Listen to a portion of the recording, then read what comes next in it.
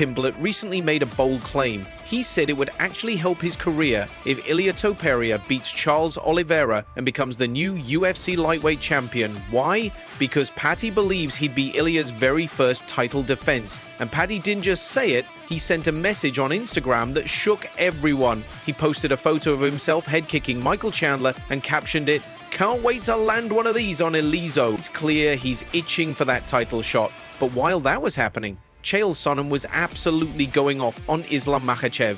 On his show Good Guy, Bad Guy, Chael didn't hold back. He said Islam moving up to welterweight to fight Jack Della Maddalena was nothing but a cowardly move. According to Chael, Islam should be defending his lightweight belt against Ilia Topuria, not running to another division. Islam went up not out of courage. Islam did not go up out of adding hardware to put on his mantle. He went up with one condition, which is I don't have to fight Belal Muhammad. Now, he can sit around and say, I could beat Belal, and I wouldn't go up and beat Belal because I can beat Belal. The bottom line is you entered a division openly that you said you wouldn't face one of the top guys. That's not a sign of courage. That's a sign of cowardice. I don't love the idea. You have an undefeated. Make sure you understand what happened. I know this is your friend, DC. I think of Islam as my friend, too. But let's think of what happened. You have an undefeated, #1 ranked world champion who's chasing you down.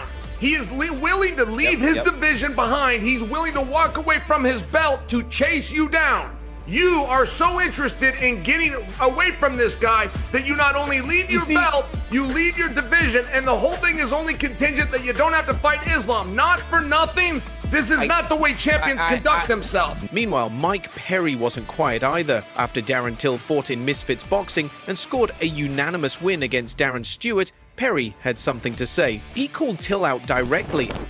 Darren Till, you still built like a 50-year-old bicyclist. Head full of gray hairs. I'm ready. Y'all gotta come correct. Let's get off these bullshit offers. You said you wanted 300 or 350. We offered it to you at Dirty Boxing. You said we tried to lowball you. You tried to lowball me, or Misfits tried to lowball me. So y'all want me to fight you in Liverpool, in your city, in your country? Come over there, compensate me for it, and I'll happily come punch those big fake white teeth out of your mouth. And guess what? Darren Till didn't just let that slide. He fired right back by reposting the video on X and writing, "4 brains," a quick jab to let Perry know he's not intimidated. Anthony Smith also spoke up, and his words were sharp. He believes Jon Jones is deep into mind games with Tom Aspinall, and it's actually starting to mess with Tom's head. Smith explained that Jon's playing a long psychological game. He said Jon wants the exact opposite of whatever Tom wants. He's not going to just jump into a fight. Jon is a master manipulator. He always wants to be in control. He's been doing this for years. He's mentally draining Tom, and it's showing. Smith added, "If I were Tom, I'd probably quiet down a bit. He's poking Jon's ego too much, trying to challenge him into an emotional response." But Jon's not falling for it. He finished with this: "The one who cares less always wins the negotiation." And Jon, he truly doesn't care what Tom wants. That's exhausting. But it works. Aljamain Sterling, on the other hand, talked about Kamaru Usman's upcoming fight against Joaquin Buckley at UFC Atlanta on June 14th. Sterling warned that Buckley's explosive power and athleticism might give Usman serious trouble. Buckley is red hot right now. Usman, layoffs kill you, man. And facts are the facts. You can always disprove that and put on a great performance. His fight with Khamzat showed that he still got it. Stepped up on short notice. I think it was like 11 or 15 days, something like that. But he stepped up, gave him a run for his money. Came down to that third round, I thought. Maybe not. But again, that layoff, it kills you. The injuries, they kill you. Yeah, but he has a lot more going against him than he does going for him, where Buckley has everything going for him right now. The momentum, the confidence. You hear the way he's talking online. It's not like he's talking, he's just talking really, really confident. And he believes in everything he does, his power, his punches, his technique. He's black, he's athletic. There's a difference with the athleticism of Buckley. Buckley is explosive. When he's like this and he's ready to knock if you buck, and then he's freaking shucking and jiving, and then he come in, he starts swinging them bungalows. You better watch out. You better watch out, Buckley. Father Time catches up to everybody. I feel like this might be the passing of the torch. But Buckley has passed those tests with these tough fights. Wonder Boy's a nightmare for everybody. The fact that he was able to do that to Wonder Boy, it says a lot. He's ready for the elite. And that's why the Usman fight, all the injuries, I know he's talked extensively about his knees, but then I also heard him say something like his knees aren't that bad. He had to take off a lot of time to rehab. I just feel one guy has a lot more momentum than the other, especially coming back off the couch. In a surprising reveal, Merab Dvalishvili's coach, John Wood, exposed that Merab was going through major health problems leading up to his fight against Umar Nurmagomedov. Despite that, Merab still won by unanimous decision. John said Umar was the toughest opponent we could have asked for, and guess what? We beat him. Everyone talks about being injured, but Merab was fighting with an open wound, a staph infection, and was on multiple antibiotics. He admitted, honestly, if it were up to me, I might have pulled him from the fight.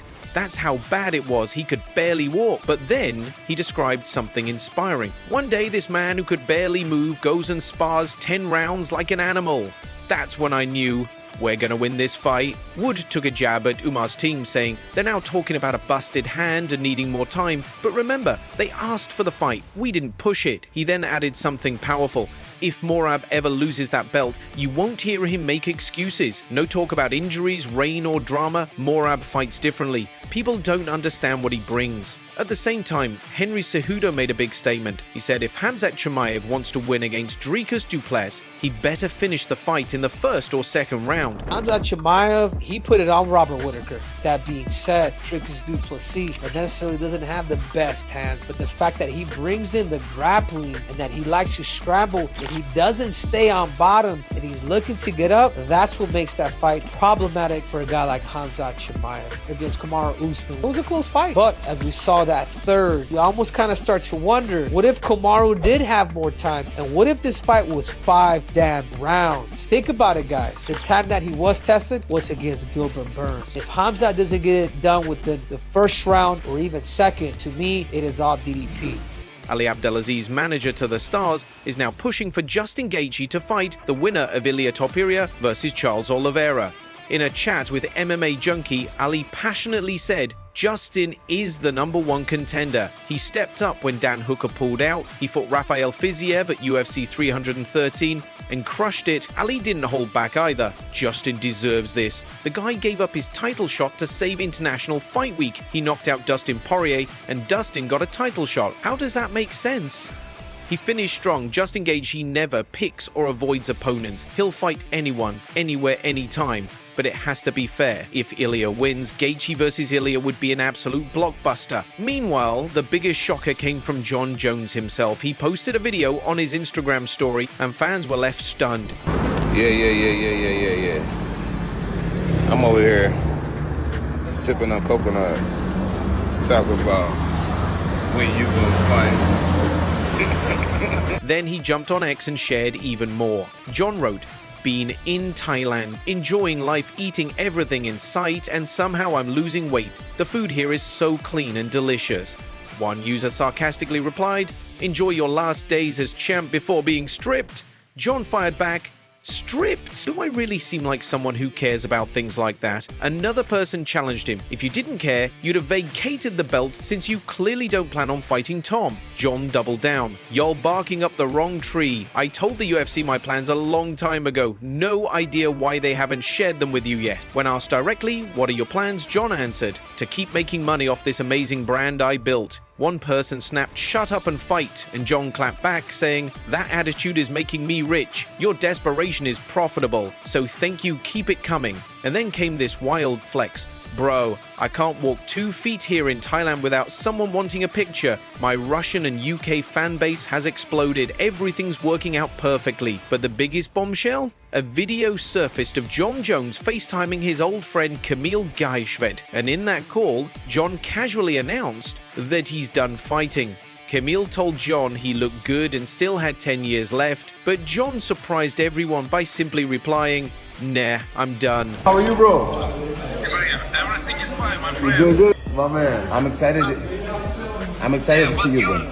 you know, but you are still active. 10 years left, but you are still active. He said you got 10 years left, but you're still active. Oh, yeah, I'm done. He got a little girl, he's like, oh. And that wraps up a week full of insane twists, call-outs, and retirements. Thanks for watching.